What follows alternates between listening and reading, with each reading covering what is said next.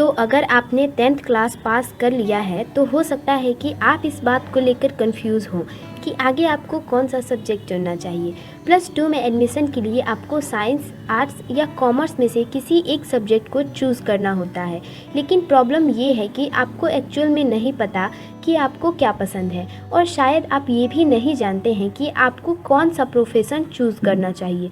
तो अगर आप भी इस बात को लेकर परेशान हैं तो आपकी परेशानी दूर करने के लिए हम आपके लिए ये वीडियो लेकर आए हैं।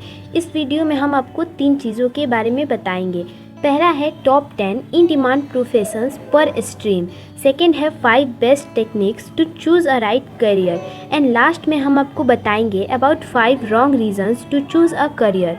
सो hello friends, welcome to my channel Quick. हम आपको बताएंगे कि 10th के बाद आपको कौन सा सब्जेक्ट चुनना चाहिए और उस सब्जेक्ट को चुनते समय आपको कौन कौन सी बातों को ध्यान में रखना चाहिए। So let's start this video. हम सभी एक भागदौड़ वाली ज़िंदगी जी रहे हैं।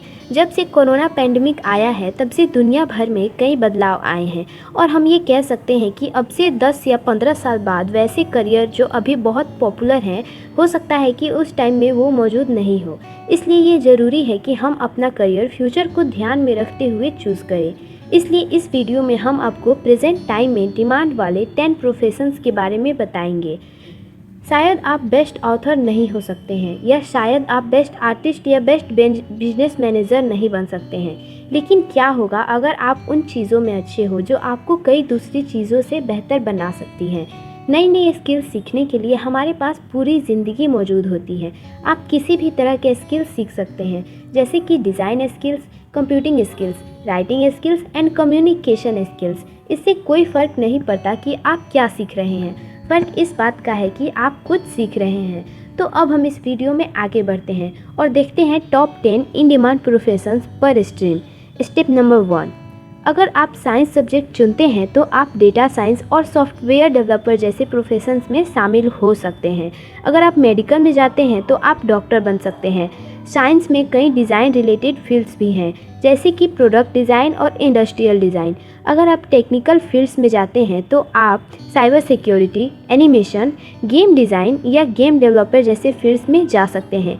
इंजीनियरिंग के फील्ड में आप इन्वायरमेंटल साइंस और manufacturing, robotics, mechanical engineering and technical writer भी बन सकते हैं।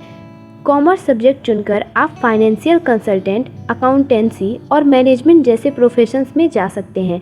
आप statistician, data analyst, certified financial planner, chartered accountant बन सकते हैं। आर्ट्स सब्जेक्ट चुनने से आप सिविल सर्विसेज और गवर्नमेंट एडमिनिस्ट्रेशन जैसे फील्ड्स में भी जा सकते हैं। अगर आप साइकोलॉजी सब्जेक्ट चुनते हैं तो आप क्लिनिकल साइकोलॉजिस्ट बन सकते हैं। इसके साथ ही आप ऑर्गेनाइजेशनल साइकोलॉजी, काउंसलिंग या स्पोर्ट्स साइकोलॉजी और यहाँ तक कि एक करियर काउंसलर भी बन सकते हैं। अगर आप मीडिया जैसे फील्ड्स में जाना चाहते हैं तो जर्नलिज्म, कम्युनिकेशन, PR और एडवर्टाइजिंग जैसे प्रोफेशन चुन सकते हैं। इन सब के अलावा आप कंटेंट राइटर, ऑथर और एडिटर भी बन सकते हैं। आप FBI या CBI जैसे नेशनल सिक्योरिटी एजेंसीज में भी शामिल हो सकते हैं।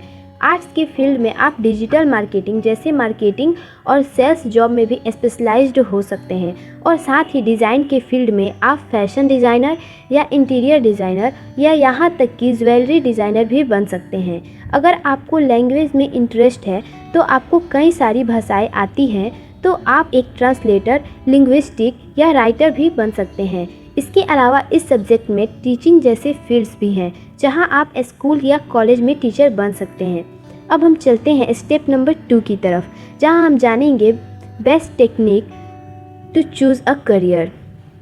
हमने अभी तक जितने भी प्रोफेशंस बताए हैं, हो सकता है कि बहुत सारे लोगों को वो सब पहले से ही पता हो, लेकिन आपको ये नहीं पता कि किस प्रोफेशन को चुनना है।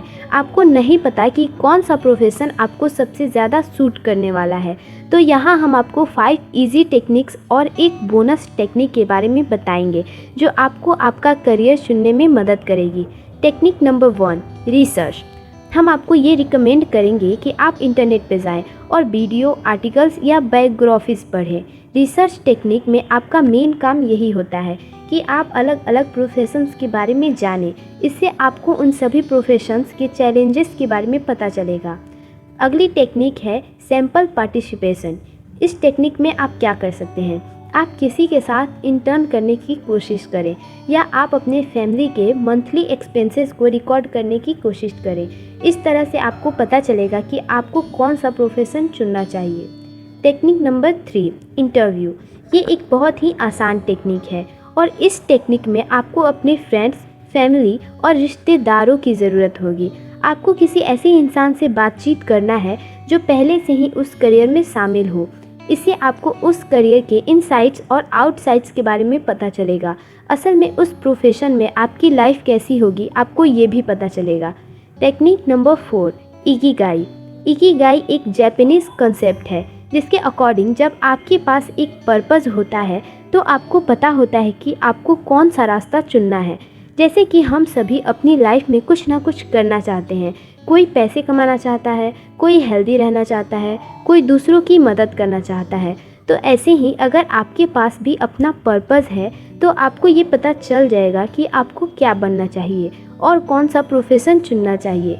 Technique number 5, peer feedback.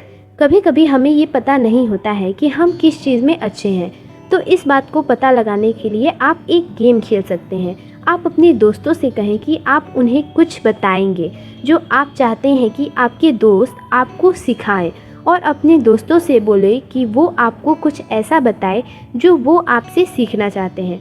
जब आप इस गेम को फिनिश करेंगे तो आपको पता चल जाएगा कि ऐसी कौन सी चीज़ है जो आपके दोस्त चाहते हैं कि आप उन्हें सिखाएं, जिसका मतलब है कि आप उसी चीज़ में अच्छे हैं। अब बारी है बोनस टिप की। Tip number 6, pros and cons. हमने अब तक आपको 30 से 35 अलग अलग करियर के नाम बताए होंगे और लास्ट में आपने 2 या 3 करियर चुने होंगे। अब आपको उन 2 या 3 के बीच डिसीज़न लेना है। तो इसके लिए आप एक चार्ट या एक वाइट बोर्ड पर उन सभी करियर्स के प्रोस और कॉन्स लिख सकते हैं। इस तरह से आपको कोई एक करियर चुनने में मदद मिलेगी। आगे बढ़ते हुए हम स्टेप नंबर 3 में जानेंगे about wrong reasons to choose a career. हमें से कई लोग रॉन्ग रीजंस के कारण गलत करियर चुनने के बाद पछताते हैं। तो अब हम आपको वैसे ही रॉन्ग रीजंस के बारे में बताएंगे ताकि फ्यूचर में आप उनसे बच सके। Wrong reason number 1 is marks. सिर्फ इसलिए कि हम किसी सब्जेक्ट में अच्छा परफॉर्मेंस करते हैं और किसी सब्जेक्ट में हमारे अच्छे मार्क्स आते हैं, इसका मतलब ये नहीं है कि हम उस सब्जेक्ट को चुनकर सक्सेसफुल बन जाएंगे। इसलिए आपको उन सब्जेक्ट को नहीं चुनना है जिनमें आपके अच्छे मार्क्स आए हैं, बल्कि आपको ऐसे सब्जेक्ट्स को चुनना है जिसे पढ़ते टाइम आप फुली इंजॉय करते हैं। रॉन्ग रीज़न नंबर 2, फ्रेंड्स और फैमिली। ऐसी कई फैमिलीज़ हैं जिनमें अगर ज़्यादातर लोग डॉक्टर हैं तो वो अपने बच्चों को भी डॉक्टर ही बनाना चाहते हैं। इस सिचुएशन में फैमिली आपको काफ़ी सपोर्ट करती है, लेकिन ये बात भी बहुत ज़रूरी है कि आप क्या चाहते हैं। अगर आप ऐसा करना चाहते हैं जो आपकी फैमिली के एक्सपेक्टेशंस के बाहर है तो आपको ये बात उनसे शेयर करनी चाहिए, ना कि अपने ट्रेडिशनल प्रोफेशन को फॉलो करना चाहिए। Wrong reason number 3, fantasy. अब कई बार हम फिल्में और शो देखते हैं जिसमें कुछ करियर्स या प्रोफेशन को बहुत ही एक्साइटिंग वे में रिप्रेजेंट किया जाता है और हम अपने आप से एक्साइटेड हो जाते हैं और हम ये सोचते हैं कि ये तो बहुत ही इंटरेस्टिंग लग रहा है, शायद मुझे इसी को फॉलो करना चाहिए। लेकिन ये करियर चुनने का सही रास्ता नहीं हो सकता है। इसलिए आपको उन 5 टेक्निक्स को फॉलो करना चाहिए जो हमने आपको पहले बताया है। एंड अब हम जानेंगे last wrong reason number 4, money and fame. हम सभी ये जानते हैं कि नाम और पैसा बहुत ज़रूरी है, लेकिन अगर आपने 3 इडियट्स मूवी देखी है तो आपने ये डायलॉग ज़रूर सुना होगा कि हमें नाम और पैसे के पीछे नहीं भागना चाहिए, बल्कि हमें खुद को इतना सक्सेसफुल बनाना चाहिए कि नाम और पैसा हमारे पीछे भागे। इसलिए कभी भी किसी भी सब्जेक्ट को इसलिए ना चुनें कि फ्यूचर में जाकर आपको उससे नाम और पैसा मिलेगा।